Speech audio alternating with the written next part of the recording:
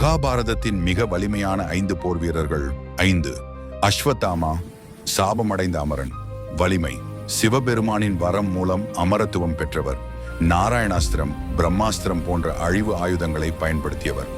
போருக்கு பிறகும் அனைவராலும் பயப்படப்பட்டார். சாபத்தால் எந்நாளும் அலைந்து திரிந்தார். சக்தி: அழிவின் சக்தி மற்றும் சிவபெருமானின் ஆசி. 4. பீஷ்மர், அமர காவலர். வலிமை: இச்சா மரணம். தன் மரணத்தை தானே தீர்மானிக்கக்கூடியவர். தந்தை சாந்தனுவின் ஆசீர்வாதத்துடன் தேவர்களாலும் கௌரவிக்கப்பட்டார். தான் விரும்பியதினால் மட்டுமே போரில் தோற்றார். அனைத்து ஆயுதங்களிலும் யுத்த யுக்திகளிலும் நிபுணர். சக்தி, அமரத்துவம், தெய்வீக அறிவு, ஒழுக்கம். 3. கர்ணன், அஜய வீரன்.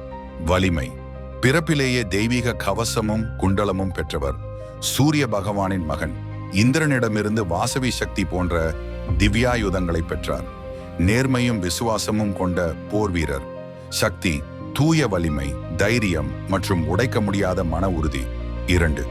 அர்ஜுனன், அபார வில்லாளன். வலிமை: திவ்யாயுதங்களில் நிபுணர், திவ்யாஸ்திரங்கள். துரோணரால் பயிற்சி பெற்றார். சிவபெருமானிடமிருந்து பாசுபதாஸ்திரம் பெற்றார்.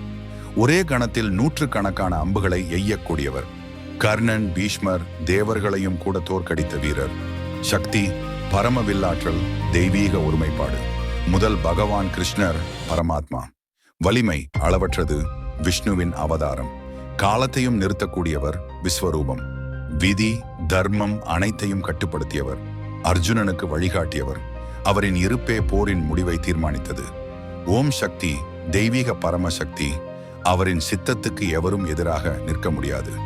இவர்கள்தான் மகாபாரதத்தின் 5 பரம வீரர்கள். அவர்களின் பெயர் இன்றும் ஒலிக்கிறது வரலாற்றின் இதயத்தில்.